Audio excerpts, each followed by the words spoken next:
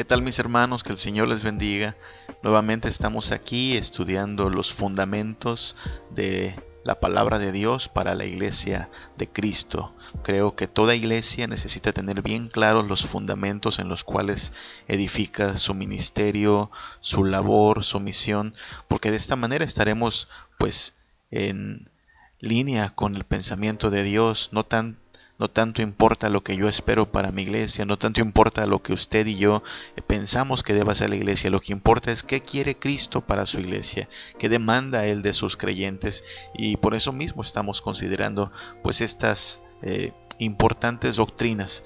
Yo mando un saludo a mis hermanos de la Iglesia Príncipe de Paz. Estamos cumpliendo este 2020, 35 años de haber sido fundados como iglesia. La mayoría de los miembros que fundaron esta congregación pues ya no se encuentran entre nosotros. Esperamos que su ejemplo y su labor sirvan para nosotros también como pues un modelo de cómo los creyentes son fieles con su vida entera a Cristo, y esperamos también no ser de los que avanzan y después retroceden, sino de los que permanecen. Así es que, mis hermanos de la Iglesia Príncipe de Paz, que el Señor nos bendiga y nos ayude a perseverar cada día en su palabra. Y no solo se lo digo a mis hermanos de Príncipe de Paz, a todo aquel que se une a nuestro estudio, pues qué bueno que nos acompañe. La verdad es que es una bendición que a través de estos medios podamos estar en comunión, pero lo mismo aplica para usted como hermano mío y como creyente en Cristo. Se trata de perseverar, se trata de mantenernos firmes en Cristo hasta el final. Así es que consideremos un poco más estos fundamentos para la iglesia. Hemos ya hablado bastante acerca de el asunto de que Cristo no es un aditamento, no es un apéndice. Cristo no es un complemento para la vida. Cristo es necesario, necesitamos a Cristo. Eso fue lo primero que hablamos en esta serie de reflexiones. Y la anterior, también en la anterior reflexión decíamos que en la religión cristiana importa mucho el pacto, la doctrina del pacto, y en esta relación de pacto con Dios, Él siempre se mantiene como el benefactor y nosotros siempre somos los beneficiarios. Nunca cambia esta dinámica, nunca tendremos algo que ofrecerle a Dios o algo de lo cual Dios esté necesitado por parte nuestra. Así es que no debemos tratarlo de esta forma. Deshonramos a Dios cuando pensamos que hay algo que le podamos dar a cambio de sus beneficios. Él nos bendice por su sola gracia, por su sola misericordia. Hoy vamos a avanzar en una más de las enseñanzas que consideramos importantes para la iglesia, y lo haremos en términos de considerar pues eso, lo importante de los fundamentos. Mira, estaba leyendo acerca de este monumento que a lo mejor te resulta familiar, si no porque has estado allí, a lo mejor por postales o imágenes que se vuelven tan famosas. Esta es la Torre Eiffel, ubicada en París, en Francia, y debe ser muy bonito verla ahí de cerca. Yo no he tenido esa oportunidad, pero quien ha podido viajar sabe que es una experiencia muy bonita, muy interesante.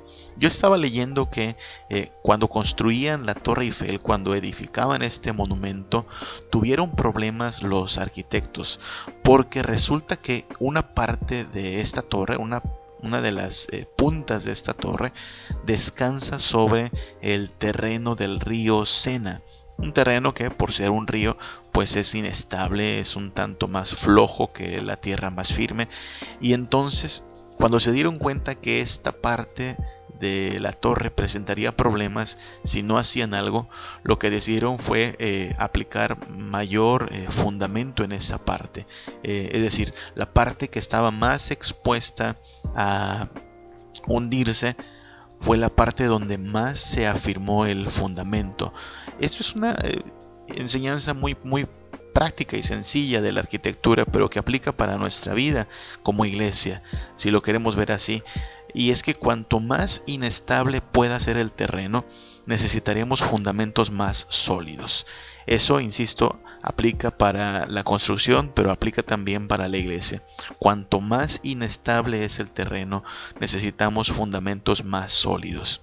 Vivimos en una época como iglesia, nos tocó vivir en una era de mucha inestabilidad. Nos tocó vivir en una época donde las revoluciones culturales se están dando a la orden del día, no están siendo tan tardadas, sino que cada día vemos cómo avanza el pensamiento secularista, el pensamiento anticristiano, y es precisamente en este terreno tan inestable donde nos ha tocado vivir, donde necesitamos tener fundamentos más sólidos. De eso se trata la consideración de estos asuntos. Debemos tener bien claro qué somos como iglesia, qué es lo que Cristo demanda de nosotros, qué dinámicas de relación propone Cristo para con sus redimidos, porque de esta manera tendremos bien claro qué mensaje queremos comunicar al mundo, qué mensaje debemos proclamar en esta tierra. Y por eso hablamos de estos fundamentos. Vamos a considerar uno más, y este fundamento más lo podemos resumir en dos palabras. Vamos a verlas una por una. La primera palabra que podemos considerar, que debemos considerar cuando hablamos de nuestra identidad como iglesia, es la palabra rescate. La iglesia fue rescatada por Cristo. La iglesia es el pueblo rescatado por nuestro Señor Jesús. Cuando pensamos en rescate, a lo mejor pensamos en, no sé, una persona que se está ahogando en la playa o en alta mar principalmente, y llegan de pronto los servicios de auxilio, los rescatistas, y libran a esta persona de la muerte. También pensamos en rescate cuando una persona es secuestrada, cuando estos criminales sin escrúpulos toman a una persona, la llevan rehén y demandan un rescate a cambio de la vida de esta persona, un pago de un rescate. Y también en estos tiempos de pandemia escuchamos mucho hablar de cómo las empresas y los negocios pues necesitan cierto rescate financiero porque están al borde del colapso, al borde de la quiebra. Entonces, cuando estás cercano a la bancarrota, lo que pides es pues un mecanismo de rescate, alguien que te salve de perder tu patrimonio. En estos términos hablamos de rescate, de algo que peligra, algo muy valioso que peligra, algo que ya no podemos resolver por nosotros mismos y de lo cual necesitamos entonces ayuda de alguien que invierta en nosotros, que sea nuestro aval o que nos proporcione la ayuda que necesitamos. Bueno, la iglesia fue rescatada en todos estos sentidos. Por sí sola no pudo haberse redimido, por sí sola no tenía capital para poder librarse de su situación tan terrible, y por eso necesitó la ayuda de un Salvador como solo Jesucristo lo es para ser rescatada. Entonces la pregunta aquí que nos hacemos es: ¿de qué nos ha rescatado Cristo? ¿De qué nos ha librado nuestro Señor Jesús? Y vamos a considerar entonces algunos términos que resultan pues a lo mejor útiles, espero, para poder entender la dinámica en la cual el Señor ha sido nuestro benefactor al rescatarnos. Este es un hombre llamado Charles Manson. Charles Manson por ahí de los años 70, a principios de los años 70, fue famoso porque fue encontrado culpable de una serie de asesinatos. Se piensa que esto es apenas la puntita de toda la maldad que este hombre hizo, es decir, esos asesinatos son los que se le pudieron imputar, pero pues se cuenta que hay muchos más casos detrás de esta historia. Charles Manson es un asesino serial, es una persona que incluso fundó una especie de secta, y bueno, mucho se ha escrito acerca de él, muchas biografías, muchas películas hay acerca de él, y bueno, lo estoy tomando solo como ejemplo para considerar algunos términos importantes cuando hablamos de cómo fuimos rescatados. Este hombre, Charles Manson, pues es un hombre corrupto. Alguna vez estuvo casado, alguna vez tuvo una vida normal, llamémosle así, pero en algún punto de su historia él reveló cuánta corrupción hay en él. Una persona que puede asesinar a sangre fría, una persona que puede causar dolor por el mero placer de causar dolor, pues es una persona que tiene bastante corrupción en su vida. Esa corrupción es culpable en todo caso, o es a la que se le puede atribuir pues toda la maldad de la que fue el autor. Su problema es la corrupción, pero no es un problema nada más de Charles Manson, es un problema de todos los seres humanos. Vaya, a ti y a mí a lo mejor no nos han atrapado o no nos han llevado a la cárcel porque nuestras maldades no han sido escandalosas, o porque no nos han sorprendido con las manos en la masa, o porque la clase de maldades que producimos no son objeto de persecución por parte de la ley. Vaya, no me llevan a la cárcel por gritarle a mis hijos, no me llevan a la cárcel por mentirle al que me cobra la renta, pero finalmente es corrupción, mentir, romper una palabra, ser agresivo, ser orgulloso, ser vanidoso, ser envidioso.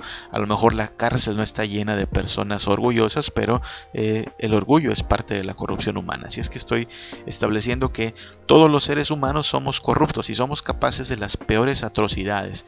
Cuando pensamos en Charles Manson y decimos, ay, pero este hombre que estaba mal de la cabeza. No, no estaba mal de la cabeza, estaba bastante cuerdo. Y aun si tuviera cierta debilidad en su mente, la verdad es que todos somos capaces de las peores atrocidades, ¿no? El problema del ser humano es la corrupción, una corrupción que ha dañado todas las áreas y aspectos de nuestra humanidad.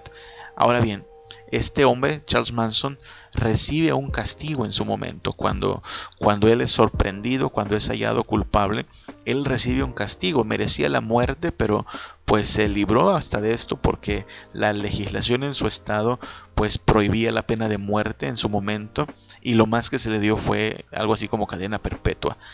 Pero ese es el castigo. Ahora, todo esto, el castigo, proviene de que él fue hallado culpable. Y fue hallado culpable pues por la ley. Todo esto nos lleva a considerar esos tres términos. El hombre es corrupto y al cometer todas sus fechorías es hallado culpable por la ley, y el ser culpable por la ley hace que él sea objeto de un castigo. Nota cómo todo esto encuentra como su punto central, el meollo, en el asunto de la culpa. ¿Sí? Charles Manson es hallado culpable ante la ley. Es la ley la que le condena, es la ley la que le impone un castigo. Hay una relación directa entre la ley y la culpa. ¿Sí? Hablamos de culpa en términos de infracción de la ley. De ahí que es importante señalar lo que dice Romanos 4:15, donde no hay ley tampoco hay transgresión. Nota cómo Pablo está utilizando términos legales para referirse a pues la ley como esta norma, pues estándar por el cual nosotros somos juzgados. Si no hay ley, pues no hay culpa que perseguir. Por ejemplo, si la ley no contemplase que pegarle a mis hijos es motivo de sanción, pues no sería yo culpable de hacerlo. Pero si la ley considera que pegarle a mis hijos es motivo de sanción, entonces tan pronto alguien me descubra pegándole a mis hijos, seré llevado ante la ley. Si la ley no establece un límite de velocidad al conducir, pues yo puedo conducir a la velocidad que yo quiera. Si la ley establece que el límite de velocidad es 80 kilómetros por hora, entonces en el momento en que yo transite a 90 o a 100 o incluso a 81 kilómetros por hora, estaré rompiendo la ley. Lo que estoy diciendo es, la ley es el factor que determina la culpabilidad. La ley es el elemento en el cual somos hallados culpables o no culpables, y por esa razón es tan importante hablar de estos términos. La ley es la que transfiere culpa al ser humano, y estoy hablando ya no de la ley humana, sino de la ley de Dios. Tú sabes, Dios es el perfecto ser que, siendo 3 veces santo, establece una ley perfecta. El Salmo 119 es todo un reconocimiento de la ley de Dios, que es perfecta, que es veraz. El Salmo 119 anhela que nuestro corazón sea inclinado a la ley de Dios y no a la corrupción. Así es que Dios, que es perfecto, pues promulga una ley perfecta, a diferencia de los seres humanos que promulgamos leyes y después las andamos modificando porque pues no cuadran con la realidad. Dios nunca ha tenido que modificar su ley es perfecta. Lo que no es perfecto es nuestro comportamiento, somos corruptos, y esta corrupción hace que nuestras faltas sean halladas culpables. Porque donde no hay ley no habría culpa, pero ahora que Dios ha establecido una ley, somos hallados culpables de cada acto corrupto que llevamos a cabo. Y esta culpa no puede quedar solo en culpa, esta culpa demanda la aplicación de un castigo ejemplar. Recuerdo que dice la Biblia que el alma que pecare, esta debe morir, que Dios de ninguna manera dará por inocente al culpable. Así es que tiene que haber un castigo por la culpa que atrae nuestras obras corruptas. Esta es la dinámica en la cual opera la ley. Estos tres términos, si bien son un poquito diferentes los unos de los otros, están relacionados entre sí. Nosotros somos criaturas corruptas que realizamos actos pecaminosos. Estos actos pecaminosos nos atraen la culpa por parte de la ley, que de ninguna manera va a dar por inocente a los culpables, y esta culpa demanda la aplicación de un castigo. Estamos en serios problemas, si te das cuenta, porque somos corruptos, somos culpables y merecemos un castigo. Eso es básicamente de lo que hablamos cuando nos referimos a la condición caída del ser humano. Esa es la condición en que se encuentra todo ser humano delante de Dios, una condición de corrupción y por lo tanto culpabilidad y por ende merecedores de un castigo. Nuestro problema es principalmente un problema legal, ¿sí? Insisto, si Dios dijera, miren, se cancela todo, cambiamos las reglas, no voy a ser tan estricto, bueno, a lo mejor podríamos aspirar a pasar de panzazo al menos y entrar a su gloria, pero Dios de ninguna manera rebajará sus estándares y sus normas. Dios, que es santo, tiene que juzgar con santidad. Y entonces nuestro problema es legal, es un problema ante la ley de Dios, la ley perfecta. Dice Romanos 7:14, el mismo Pablo hablando, dice, sabemos que la ley es espiritual, la ley es el reflejo de toda la perfección de Dios, mas yo soy carnal, es decir, yo no tengo nada que ver con esa perfección espiritual, yo soy todo lo contrario, diría Pablo en este pasaje. En Romanos 7 dice incluso que él sabe lo que se debe hacer, pero el problema no es un problema de intelectualidad, ese problema no es un problema de información. De esto podemos dar nosotros mismos testimonio, aún como cristianos. Sabemos muchos versículos de memoria, hemos tomado quién sabe cuántos estudios en nuestra iglesia acerca de la vida cristiana, acerca de la santidad, acerca de pues el andar en la voluntad de Dios. Pero una cosa es saberlo, otra cosa es poder llevarlo a la práctica. Pablo dirá aquí en Romanos 7 que se considera un miserable porque finalmente lo que quería hacer termina haciendo totalmente lo contrario. Porque yo soy carnal, dice Pablo, vendido al pecado. Esa palabra es importante, vendido, como si hubiera sido un esclavo que fue comprado, que fue entregado al pecado y que por lo tanto sirve al pecado.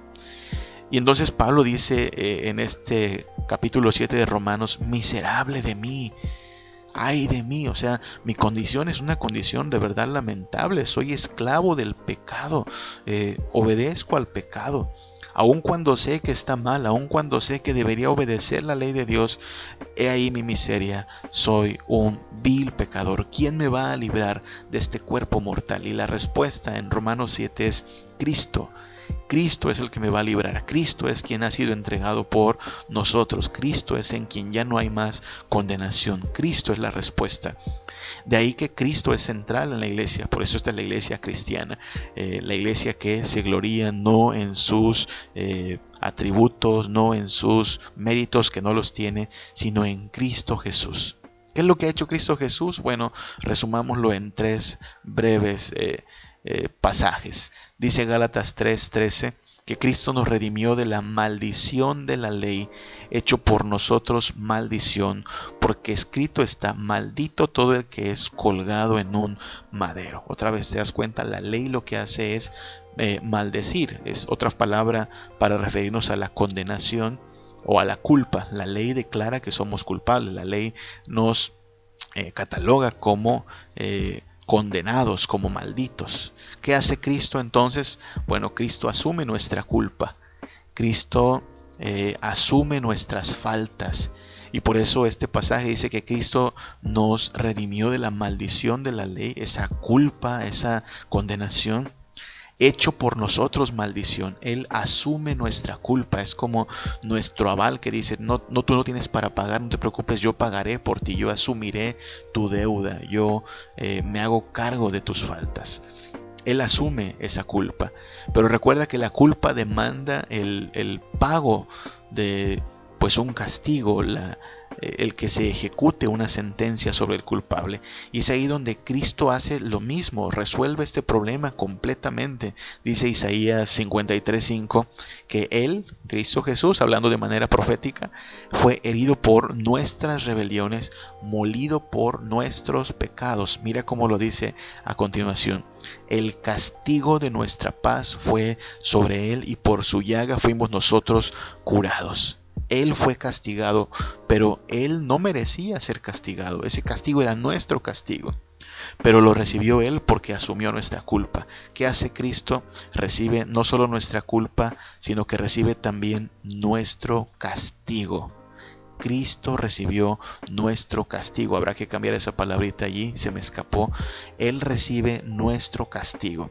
Y un pasaje más, primera de Juan 1, versículo del 7 al 9, donde dice que la sangre de Jesucristo, su Hijo, el Hijo de Dios, nos limpia de todo pecado.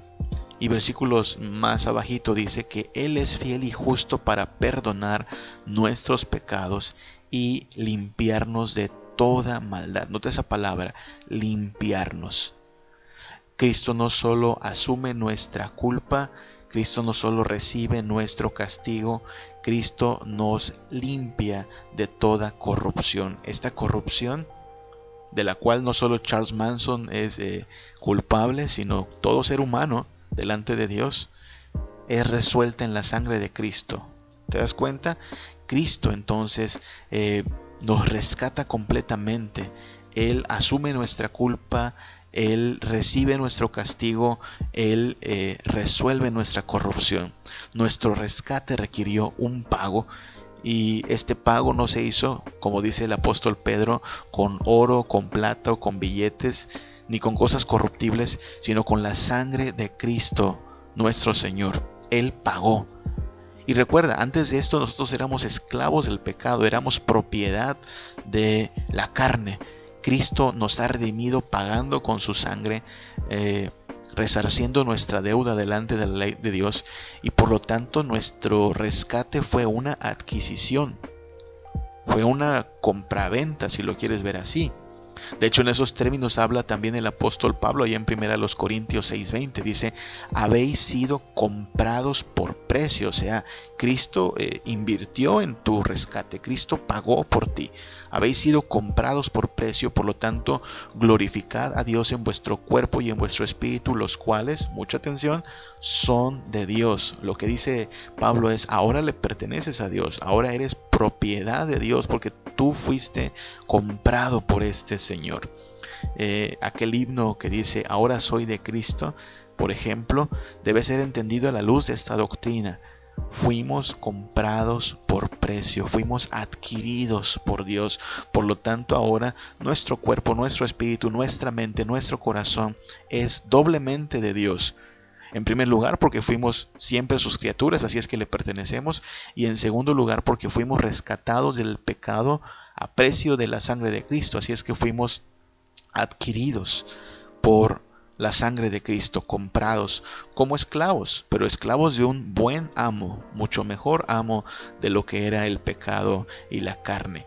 Primera de Pedro 1:18-19, el apóstol Pedro habla en los mismos términos, diciendo: sabiendo que fuisteis rescatados, otra vez la idea de rescate, de vuestra mala manera de vivir, la cual recibisteis de vuestros padres. Está hablando de la corrupción que heredamos de nuestros primeros padres y que fue pasada de generación en generación. Y este pago, dice Pedro, no fue hecho con cosas corruptibles como oro o plata, sino con la sangre preciosa de Cristo, como de un cordero sin mancha y sin contaminación. ¿Sí? Cristo asume nuestra culpa, Cristo recibe nuestro castigo y Cristo resuelve nuestra corrupción al lavarnos en su sangre, al pagar con su sangre, al ofrecerse como sustituto en nuestro lugar. Fuimos comprados, fuimos rescatados, Cristo pagó nuestro rescate. Fue una adquisición. Así es que cuando tú consideras el hecho de que eres cristiano, debes hacerlo a la luz de esta doctrina tan importante. Soy cristiano porque fui comprado por Cristo. Soy cristiano porque fui rescatado por un buen rey, que es aquel que está dispuesto también a dar su vida por sus súbditos. No conozco en esta tierra reyes monarcas, soberanos, mandatarios que estén dispuestos a dar su vida por sus súbditos. Miren, en Estados Unidos, por ejemplo, tú has visto esto en muchas películas, hay toda una agencia que se llama el Servicio Secreto y su única misión es proteger al presidente de Estados Unidos. Los agentes del Servicio Secreto están entrenados para dar su vida en lugar del presidente. Si en algún momento hay un atentado, si en algún momento alguien saca una pistola, el agente tiene que cubrir con su vida al presidente, tiene que estar dispuesto a sacrificarse por su presidente. Y así funcionan las cosas en esta tierra. Sería admirable, sería sorprendente que el presidente de esta nación o de cualquier lugar dijera: no mueran por mí, yo moriré por mis agentes. Eso no pasa aquí en la tierra, pero eso es lo que pasó cuando Cristo, nuestro Señor, el gran Rey de Reyes, vino a la tierra. El Señor, el soberano, estuvo dispuesto a ofrendar su vida en lugar de sus súbditos. Eso es un Rey de verdad asombroso, admirable. Él pagó por nosotros, no con dinero, sino con su sangre. Así es que fuimos adquiridos por el Señor. Y la adquisición fuiste tú. Si tú eres un hijo de Dios, tú fuiste comprado por Cristo. Insisto, cuando consideras tu condición delante de Dios, debes haberte afortunado, debes haberte amado, debes haberte adoptado y justificado por la gracia de Cristo, pero debes haberte comprado por la sangre del Señor. Esa es entonces la primera palabra importante: rescate. Fuimos rescatados, no con oro ni plata, sino con la sangre de Cristo. Pero la segunda palabra es entonces la consecuencia lógica de este rescate. Si se pagó por nosotros, si fuimos comprados por precio de sangre, entonces ahora somos posesión de Cristo. ¿Sí? La iglesia que ha sido rescatada por Cristo es la iglesia que ahora es posesión del Señor en cuerpo y alma, en todo su ser. Debemos vernos así, como posesión. Primera de Pedro 2:9 dice así: nosotros somos linaje escogido, real sacerdocio, nación santa, pueblo adquirido por Dios. Otra vez, esos términos son términos legales por un lado y comerciales por otro. Cuando tú vas a la tienda, tú adquieres, tú compras, tú adquieres tu comida, tú adquieres tu ropa y la adquieres pagando por ella. Y eso hizo Cristo también cuando se hizo de una iglesia, para que su iglesia pudiera ser este pueblo redimido. Él adquirió este pueblo a precio de sangre. Entonces somos posesión del Señor, fuimos rescatados y por lo tanto ahora somos posesión. La expectativa de esta, ¿cuál es? Bueno, uno diría, ya que Cristo pagó por nosotros, ya que Cristo dio todo por nosotros, entonces nosotros debemos vivir con esta conciencia de posesión de Dios. Debemos vivir entendiendo que pues no hay nada que este Rey nos pida que pudiera ser rechazado por parte nuestra, que pudiésemos negarle, habiendo Él dado todo por nosotros. ¿Cómo podríamos nosotros ahora negarle algo de nuestro ser? ¿Cómo podríamos nosotros reservarnos algo de nuestro tiempo, de nuestros bienes, de nuestra vida? Uno pensaría en estos términos, ¿no? Lo cantamos estas cosas en la iglesia, en nuestros cultos, ¿no?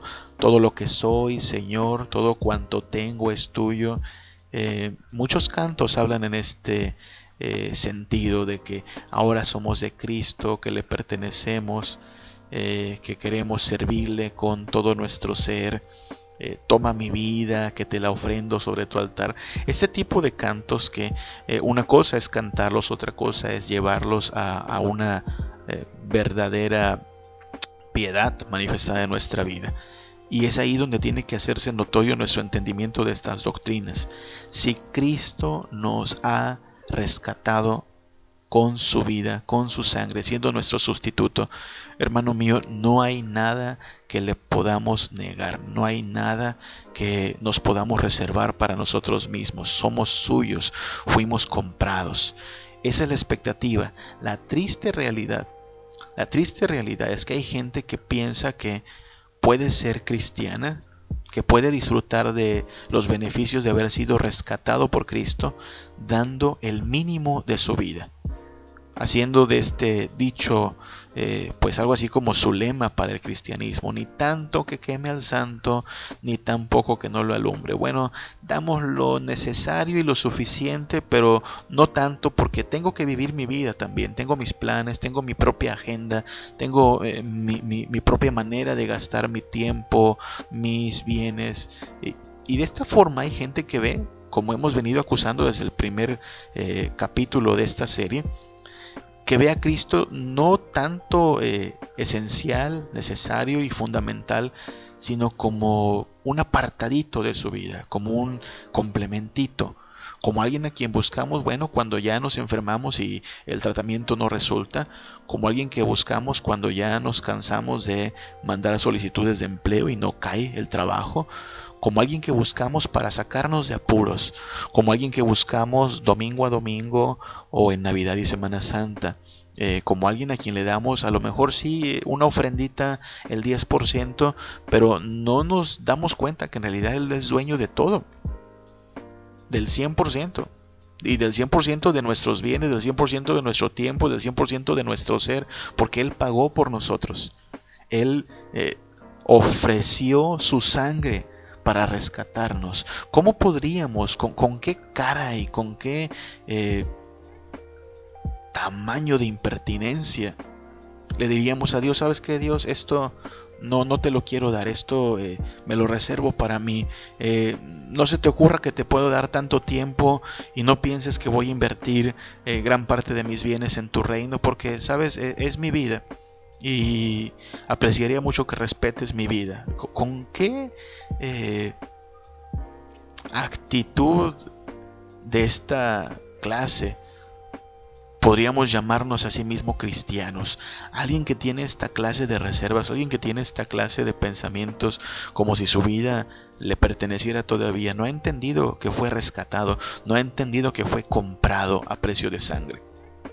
Así es que necesitamos entender esto: si fuimos comprados, somos siervos. Me encanta pensar en este dicho, es una frase popular, tú la has escuchado alguna vez, espero. El que paga manda. Cristo pagó, por lo tanto Cristo manda. Él nos compró, por lo tanto somos sus siervos, somos sus esclavos. Y mira que no somos esclavos de un siervo malo, de un amo malo. No somos esclavos de un rey tirano. Somos esclavos del único rey que está dispuesto a dar su vida por sus súbditos. Su yugo es fácil, su carga es ligera. Ya por mucho tiempo fuimos esclavos del pecado y fuimos siervos de la carne, y no teníamos ninguna ganancia de ello. Bueno, sí, nuestra ganancia, ¿sabes cuál era? La muerte, ¿te acuerdas? La paga del pecado es muerte. Eso es lo que pagaba aquel amo: muerte, condenación. Pero ahora hemos sido redimidos, hemos sido rescatados y por lo tanto somos siervos del mejor amo que puede haber. Si este amo estuvo dispuesto a morir por mí y por ti y por cada persona corrupta que no sabía más que pecar, si estuvo dispuesto a derramar su sangre en nuestro lugar siendo nuestro sustituto, es un hecho que hará todo lo necesario para librarnos de la corrupción y de cualquier mal que estorbe nuestro caminar. Es un hecho que está dispuesto a meter las manos por su pueblo. Es un buen amo y es un alto honor. Es un gran privilegio ser siervos de este rey. Pensemos en eso más seguido. Pensemos en todo esto cuando hablamos de el hecho de que somos cristianos o nos asumimos como cristianos. Te recuerdo rápidamente que tenemos un canal, un podcast, donde puedes encontrar otros contenidos de otros pasajes y otros temas, pero que esperamos que igualmente puedan ser de utilidad y edificación para tu vida. Nos encuentras ya sea en Spotify, o si no tienes cuenta, no te preocupes, solo busca Google Podcast y ahí introduces este nombre, Una Vida Reformada, así sin espacios, y encontrarás todos nuestros episodios disponibles. El propósito es que, pues, a pesar de la contingencia en que nos encontramos y el aislamiento que esperemos pronto ya pueda permitirnos salir un poquito más, pues podamos seguir edificándonos y estudiando la palabra de Dios. Todo se resume en esto: rescate y posesión. La iglesia ha sido rescatada del pecado, de la corrupción, de la muerte y la condenación. Ahora pues ya no hay ninguna condenación para los que están en Cristo Jesús. Pero así como hemos sido objeto del rescate de Cristo, ahora somos su posesión. Le pertenecemos. Y le pertenecemos no solo al 10%, no solo un día de la semana, no solo en ciertas áreas. Le pertenecemos totalmente. Así deberíamos vernos, como súbditos que hemos sido comprados por nuestro Dios. Él nos ha rescatado. ¿De qué nos rescata? Pues de la culpa, del castigo y de la corrupción del pecado con su sangre. Y somos posesión de este Rey bueno. Somos posesión adquirida y comprada por este amo que ha pagado con su sangre por nosotros. Y recuerda, el que paga manda. Así es que somos muy afortunados por haber sido rescatados por este Señor. Pensemos en eso más y vivamos a la luz de estas verdades y pidámosle al Señor que nos ayude a vivir en fidelidad, en apego a su voluntad. Que podamos tomar este yugo que es fácil y esta carga que es ligera y ver cómo es un gran honor servir a este Señor. Que este Señor nos bendiga, que nos guarde, que nos ampare y nos fortalezca y que nos ayude a ser fieles en todo momento a su voluntad. Nos estamos mirando en una próxima ocasión. Que el Señor nos bendiga. Hasta pronto.